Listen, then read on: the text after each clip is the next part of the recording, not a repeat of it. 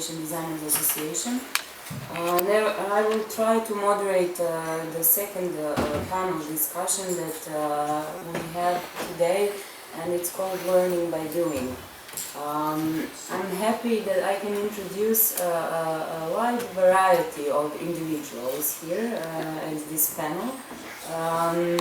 Firstly, I would like to greet Ledian Bregasi, who is coming from Albania, and we have already a good tradition of networking with Polish University, especially through Croatian Designers Association and Balkan Designer Network.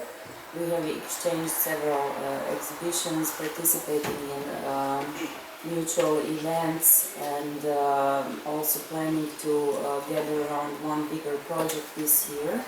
And Ledian has a presentation about Tirana Design Week, which is happening now for, I think, the third year, and he will present shortly something about their vision on learning by doing through workshops that they are implementing in their urban environment. Then I would like to greet my dear friend and colleague Jelena Matic from Belgrade, who is a teacher at the Faculty of Furniture and Interior Design at Department of Technology Management and Design of Furniture and Wood Products. Okay, this was a little bit long. And we expect to talk a little bit more about implementing practice into the programs that she is teaching there at the faculty, but also to talk about informal ways of educating young designers that we are trying to do through projects here in the region, especially through Young Balkan Designers project, and what does that mean to young designers who actually leave their schools and don't find their place on the labor market immediately, or most of the time don't know what to do with themselves after they study. Then Pero Mrnarević, also an artist and activist. I think he likes to think that of himself. I think most of you already met him. He's very quiet. I'm so sorry. So I'll be silent for this. But Pero is an interesting person for this panel because he's practicing somewhere in between art and design, I would say. And Pero is by his profession an artist, in fact, and he's teaching at the Faculty or Academy of Fine Arts in Zagreb, but also has studied in Cambridge. I think you can say something at the Faculty of Education. Yeah. And he will tell you more about his attitude towards education in general. And then Damir Bralić, who is also coming from Zagreb, and is here in the role of an independent expert. And it's a new field, though. Sponsored by Google and all. And this is quite paradoxical, I would say, because Damir used to teach at 3 schools of design in Croatia. At the School of Design in Zagreb, and specifically in field of typography and information design, and then at the University North, which is a newly formed university in Croatia since 2 years, and it's focused on media design, but also in Split. In the Art Academy, with a special focus on interaction design. And then one person who I met this morning, and I'm very glad I have met her, Gordana Vrencovska, finally. She is a professor here at the Faculty of Art and Design, And I would like to maybe start with your presentation, since we were not, some of the people didn't prepare, although we were talking here about design, they didn't prepare the visual material. So it's going to be verbal, but I think that's great too. So I would suggest that first we hear from Gordana and from Ledian what they have prepared, and then we develop a discussion. Thank you.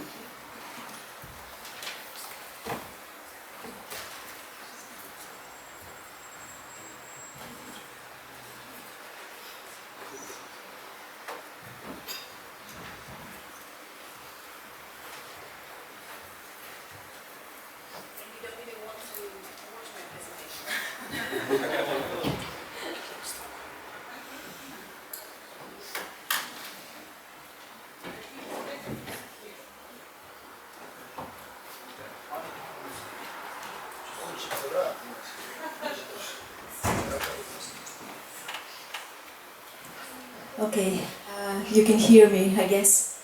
Hello everyone, my name is Gordana Brentowska, and I currently serve as a Vice Dean for the Faculty of Art and Design since 2011, and I'm here from the beginning. We were established in 2006, and I was really happy to become a part of the faculty since its establishment. Today I'm going to talk about thinking by doing, and I was inspired in the 90s when I read this thought by Germano Celant. It's an Italian curator who said to cut is to think, and this thought really stayed in my mind for almost 20 years. A little bit about me. I'm an artist, designer and teacher. So in a way I can say that I have a very holistic perspective on things and everything I do. I teach at the faculty several subjects. So as you see, I teach methodology of designing, methodology of research, design concept, visual communications, graphic illustration, poster design and fashion design basics.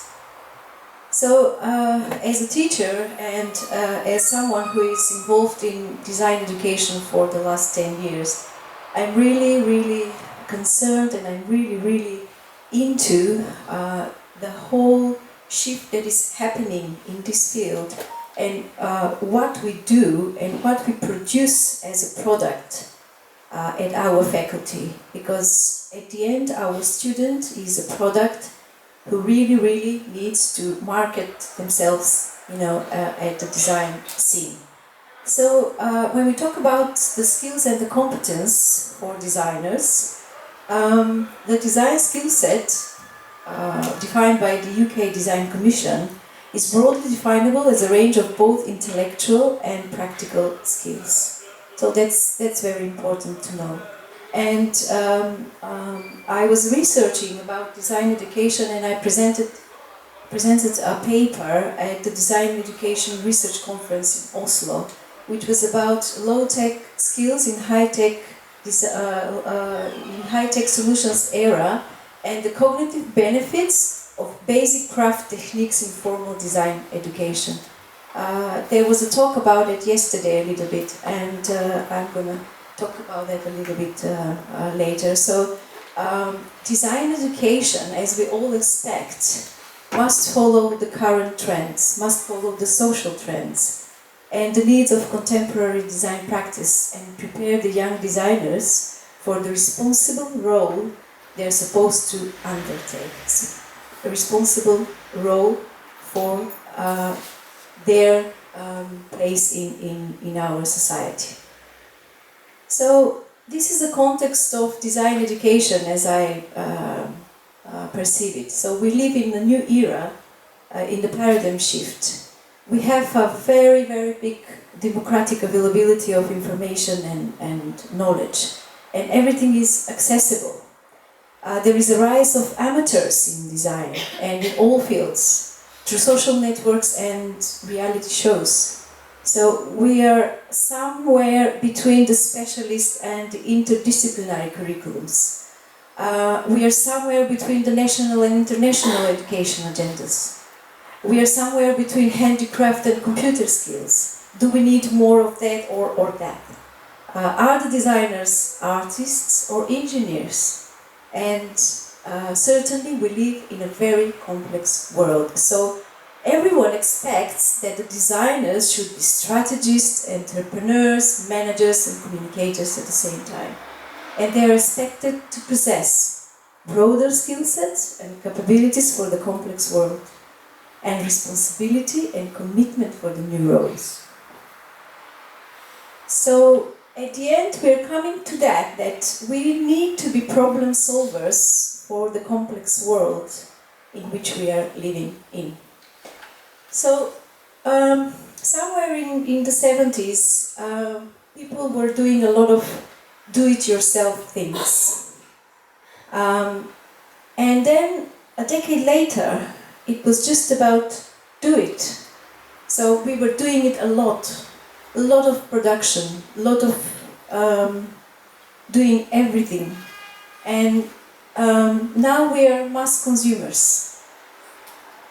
But in the 21st centuries, the young generation is fed up of everything that was produced and everything that was set up in the earlier decades. So they say, don't do it, it's already done. So who are our students? Our students are the next generation born in the 90s. Often they say about themselves that yes, there is a lot of information, there is everything around, everything is accessible. But we are so well educated and useless. We are unable to create anything ourselves, and what we have mastered instead is consumption. So our students are really the masters of the virtual space, but have no idea how to stitch a button. So is it possible to solve complex problems if you have no experience in stitching a button? So that's the concern of our generation, and that's the concern of us, the professors. At Polis University, we, as in all universities, we deal a lot with students, with projects, but at some point we understood that we were somehow closed in our protected environment. And there was the need to go a little bit outside of the university, outside of the school.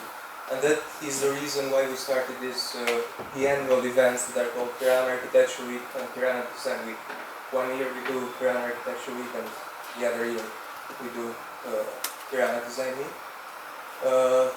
This year we'll have the third edition of Tirana Architecture Week. Antonino Diraino, my colleague, is the curator for this year. He'll be the next time.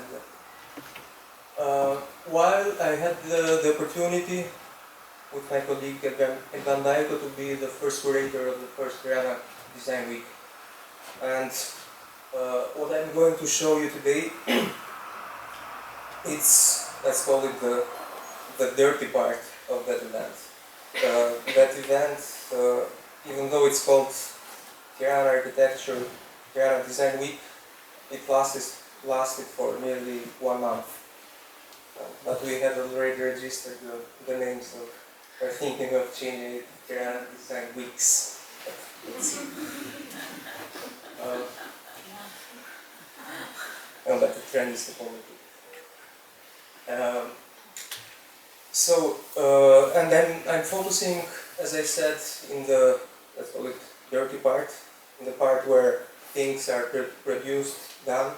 We had a lot of nice and clean exhibitions. We had exhibitions from Creation Design Association, and that was not good.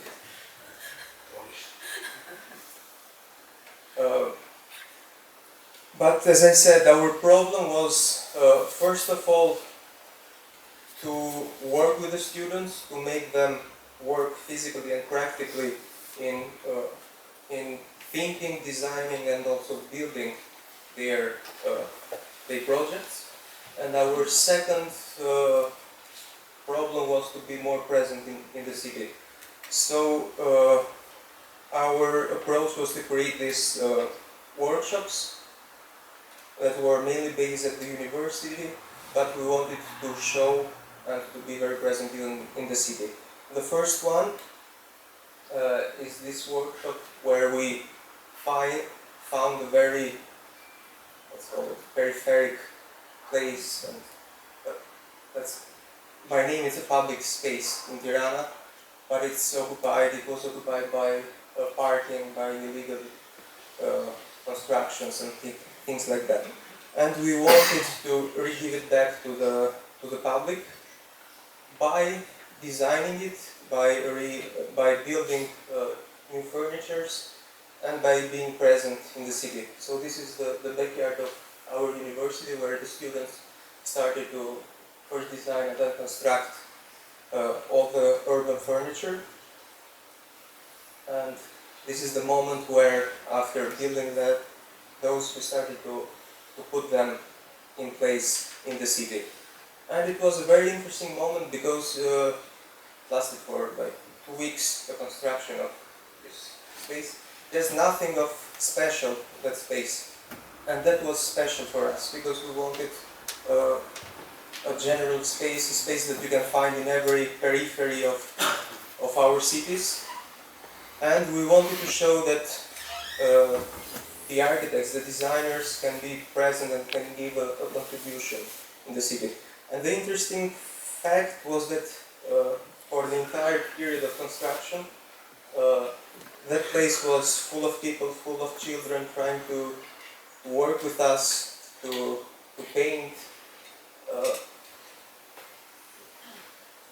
This is more or less how it looked in the construction moment. You see prefabricated buildings, very generic buildings. And we wanted just to add a new opportunity for people to meet and to gather and to stay and to work together. I would like to suggest that partly maybe you are also participating in projects outside of the school, also because you see that maybe there is no opportunity to do it at the school. But let's see what you have to say, and please tell us something also about Young Balkan Designers Initiative. How was it formed, and what is your role, and how do you see benefits from actions like this? Okay, thank you, Ivana. Just to explain a little bit, I work at University of Belgrade Faculty of Forestry. It means the basic focus is technology, not design. But my background, I have a bachelor degree in design, University of Art and Design Belgrade.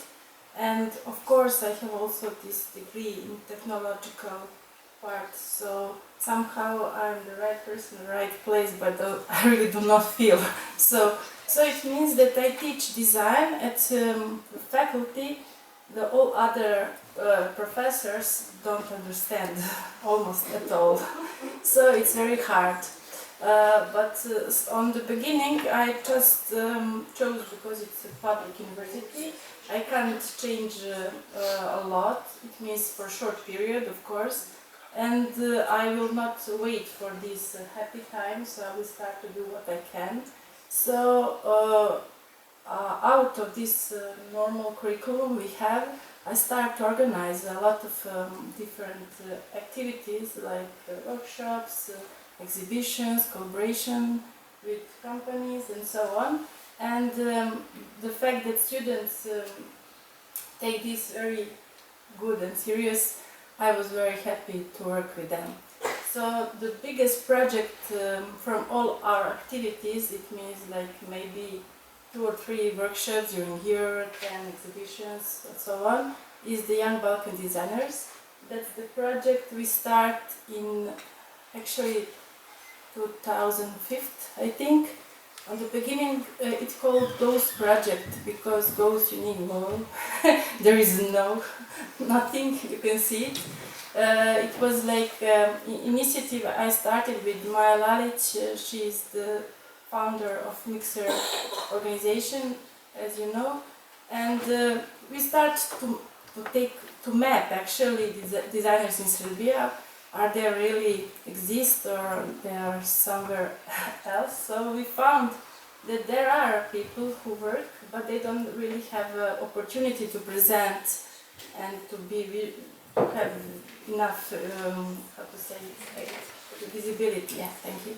So we start with the Belgrade Design Week, and maybe only a few years later, we started with young Serbian designers. Like project was also sponsored in one part by government, Serbian government, and we were so excited and happy. Finally, we are on the right path.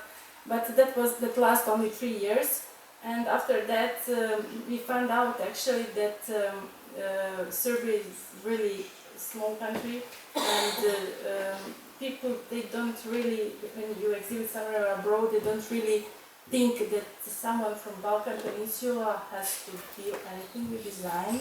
So then we start, oh, here we are more, so here are people from Croatia, Macedonia, Bosnia, etc. So then we make this project, Young Balkan Designers, and this was really great success in terms that now every designers from this part of the world can take part in this competition and has the opportunity to exhibit in all our countries, and even 1 or 2 or 3, as depends on the year, exhibition somewhere in European Union. So as far we have every year more than 150 applications, and we choose 10 to 25 somewhere. Sometimes the father says, okay, it's enough, but really a lot of good projects. The problem that our students are faced with is actually how they are to locate themselves within the old-fashioned paradigm, while the world in itself does not stick to it any longer. So what do? Are we an artists? Are we designers? Are we graphic designers? We don't do product design and everything. How do we challenge the issues? How can we use our creativity to think critically about the society, about the relations that they produce, and how to address the issues that are shaping this society and all the problems in this society that are happening.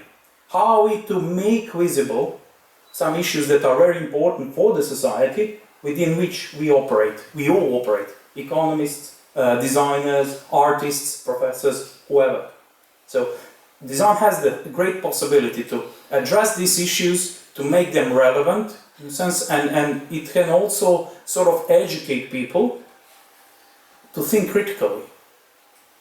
So that was sort of the challenge for us, how to teach people, not to some of the, usual, I would say phrases, sort of, in a way, those are for us, in a way, this is how we perceive it, these are the empty signifiers, actually, in a sense. So, think outside of the box is already the phrase which is already in the box, so it offers nothing less. Oh, we're gonna teach you, we're gonna learn you how to learn. It's another one, actually. It does not mean anything, quite literally, until you shape the values, until you declare the values, until you start thinking, where are we now and where are we going to, So there is this English proverb which is very famous. It says, if the ship doesn't know in which port it's sailing, any wind will do. So this is the situation where we are right now, I think. So we have to declare what are our basic values, what do we want to achieve, and what do we want to achieve not only in economic terms, which is very important, I think, but also what are we going to achieve in if you prefer, humanistic values, in a sense. So that was for us very important. What I really, and we were talking with Damir and Ivana, a couple of days, actually what we can offer, sort of, it is very interesting perspective, perhaps for the Austrians and our guests from the Europe. Actually, what really Balkan designers and Balkan people from design can offer really to the Europe, because we are now in a totally different paradigm.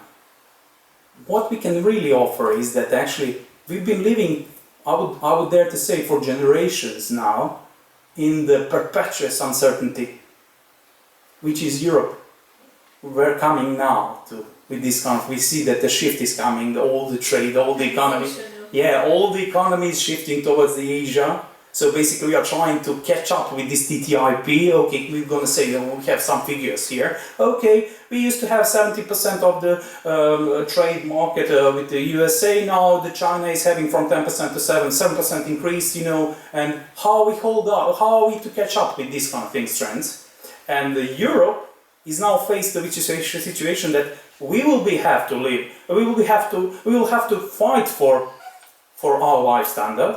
We will have to compete and match with the global players, and it's not certain anymore that we will catch up. So, and this is something that we bring. You know, we have been forced to improvise for entire our lives actually. So, and another problem, and this is where I'm going to finish with, is that actually there is some kind of, in education it is very important to take to address this issue and to become aware of it, and actually that sometimes design is perceived as from the economic paradigm actually as a key player for encouraging the competition-based culture. And whereas competition has some advantages, it has brought many advantages to the society, even in economic terms, in life standard, and whatever, in political terms. Sometimes it creates all the people that are, you know, problem with the competition-based culture is that actually not all of us can be winners. What do we do with all those who are not winners? What do we do with all of those people who are not in the race?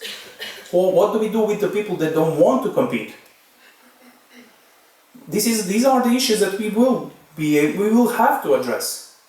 You know, we cannot really, we cannot just skip and oversee all these problems. And I think that design has the really potential really to address this kind of issue, especially through this critical design and through engaged on and engaged practices, working with the communities, as Ledian said.